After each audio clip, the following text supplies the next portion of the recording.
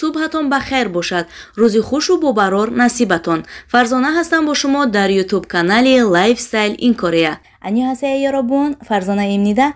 اویدی صدیق در کره سوالها زیاد اومدن. از همین سبب تصمیم گرفتم که امروز کمی معلومات درباره صدیق ها دهم. این لحظه باشد من فرزندانم رو به صدیق روان میکنم، بعداً صحبت رو ادامه میدهم.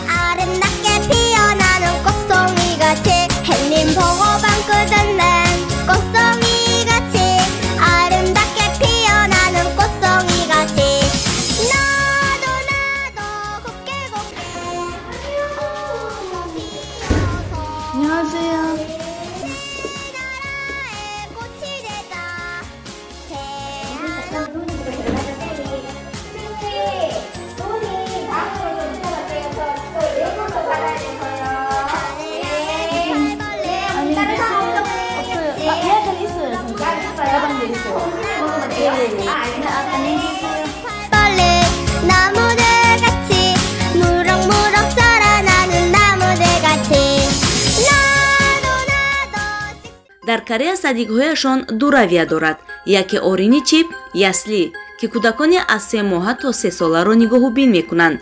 دیگری یوچیوان که کودکان از 3 ساله تا 6 ساله را نگاه‌بین می‌کنند، تربیت می‌دهند و می‌آموزانند. از سببی که من و شوهرم کار می‌کنیم اینجا، کسی نیست که فرزندانم آن را نگاه کند و من تصمیم گرفتم که فرزندم را به صدیق دهم. سراول پیش از صدیق دادن چقدر فکر کردم، چون که تجربه نداشتم. فرزندی اول در غریبی چگونه به اینها باور کرده دهم گفته روزها فکر کردم. از همکاران خودم که در همین دانشگاه کره یکجا می‌خواندیم، آنها از ویتنام، پاکستان، ژاپنیا، خیتای و دیگر دولت‌ها همینجا اویله‌دار شدند و فرزندانشان را همینجا صدیق ماندند. آنها که تجربه داشتند به من مصلحت دادند که خوب است خواطر نشده صدیق ده، خوب نگاه میکنند. بعدا خلاصه برآوردم که صدیق دهم. با فکر شما چند ماه بود که بچه‌ام را صدیق دادم؟ البته از 8 ماهگی. فرزندان من یکی از 8 ماهگی به یسلی رفت، تا حال 5 سال دارد و در یوچیوان در رویه بالا میخواند. با زبانی کریگی، انگلیسی، تاجیکی حرف میزند. و پسر دویمم باشد از 10 ماهگی به یسلی روان کردم که حالا قریب 2 ساله میشود. او نیز با زبانی تاجیکی و کریگی کلمه سازی کرده گپ میزند. انشالله مثل اکاش یاد میگیرد با 3 زبان گپ زدن را. در کره وقتی کودکت را به صدیق میدهی، در اول یک باره аз саҳар то бегоҳ кӯдакро нигоҳ намекунанд. яъне барои одат кардани кӯдак дар муҳит бо муаллимаҳо бо кӯдакон дар рӯзи аввал 1 соат мегузорӣ, баъдан рӯзи дуюм 2 соат, рӯзи сеюм 3 соат. ҳамин тавр 2 ҳафта бояд кӯдакатро одат кунонӣ дар садик. барои он ки дар Корея садикҳояшон чунин қоида доранд, чунки мегӯянд ки вақте ки кӯдак омад дар рӯзи аввал аз саҳар то бегоҳ вақте ки дар садик истод дилбазанд мешавад, дигар намехоҳад ки ба он ҷо биёяд. аз ҳамин лиҳоз онҳо кӯдакро ана ҳамин тавр ба садик одат кунонида баъдан қабул мекунанд. инҷо яслияш аз соати 7 субҳ кӯдаконро қабул мекунанд то бегоҳ соати 7 нигоҳ мекунанд. ҳастанд яслиҳое ки шабона низ кӯдаконро нигоҳ мекунанд то соати 12 шаб. буданд дӯстонам ки 16 соатӣ кор мекарданд ва кӯдаконашонро танҳо дар 1 ҳафта медиданд. яъне директори садик рӯзона дар садик нигоҳ мекарданду шабона дар хонаи худашон кӯдаконро гирифта нигоҳ мекарданд ва танҳо шанбе ва якшанбе ба назди волидонашон равон мекарданд кӯдакҳоро. ҳайратовар аст ҳамин тавр не?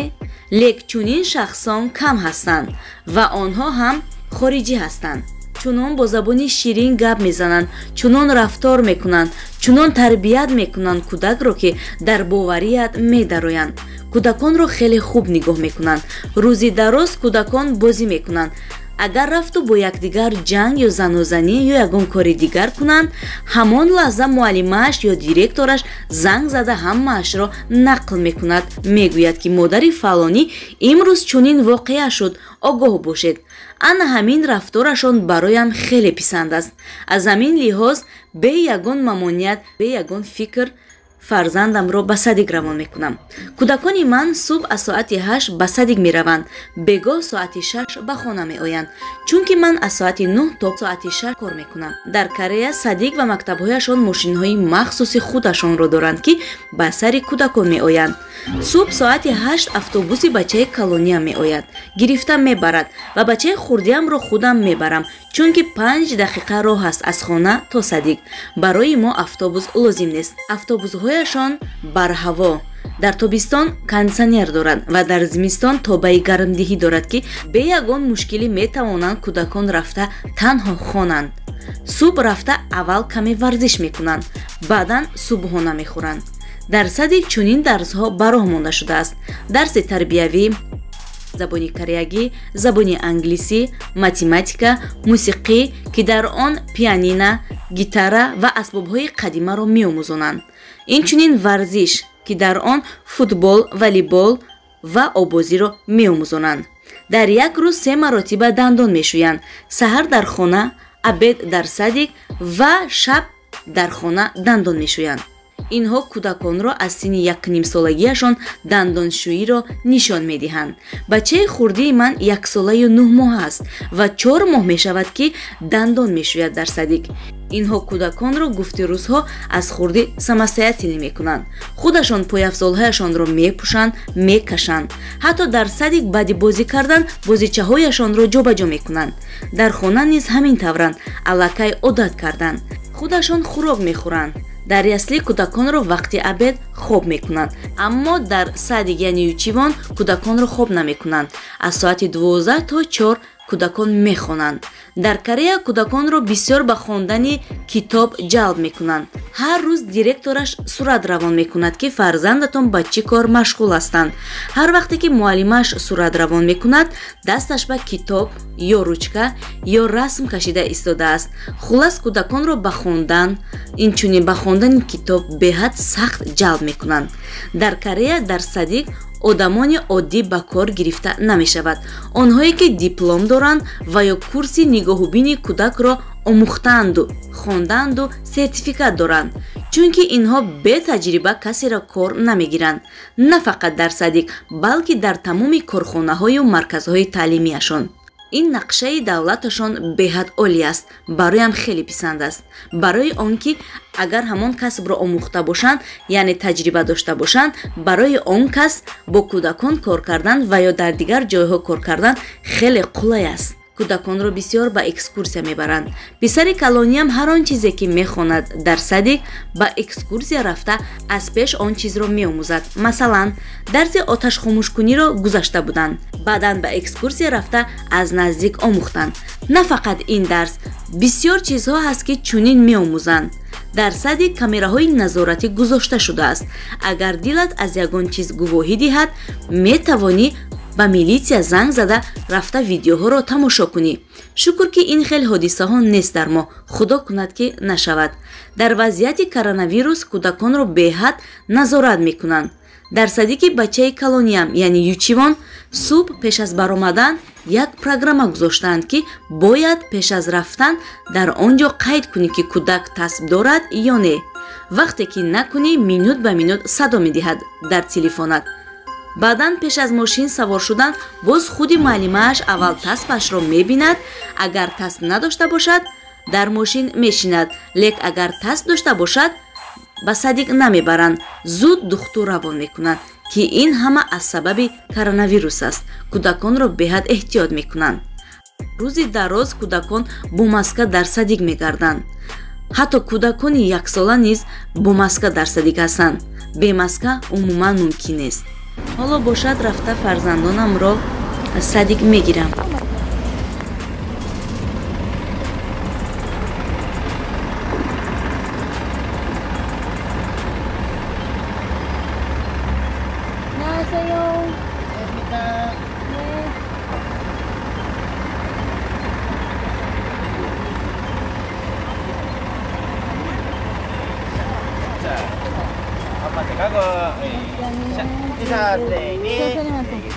안녕히 계세요, 선생님. 어지연.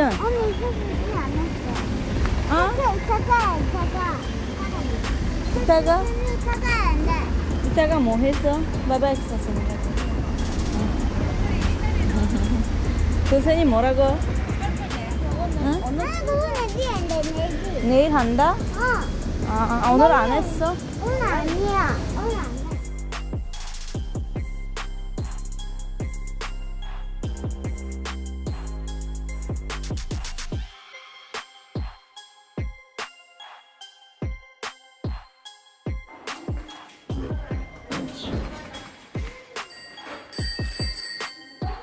안녕하세요. 은서야. 안녕하세요, 선생님. 메이크업 있잖아. 너무 정갈해졌다. 네. 완전 깨놓고. 좀 우리 인사드리고, 지키고. 안녕하십니다. 이거 타고 싶어요. 네네네, 맞아. 오케이. 안녕히 가세요. 네, 안녕히 가세요. 네, 오늘은 수고하셨습니다, 네, 선생님. 어머니. 오늘 항상 잘 놀다 갑니다. 전화 봐요. 안녕히 가세요. 내일 만나. 악수 해. 짠이 사랑해. 내일 만나요. 안녕히 계세요. 네, 어머니. ин буд маълумот оиди садик дар корея. нафароне ки оиди садикашон боз ягон саволи иловагӣ дошта бошанд, метавонанд дар комментария саволҳои худро гузоранд. ҳатман ҷавоб медиҳам. то барномаи оянда худоҳофиз. ёробун, то маннаё, аньён.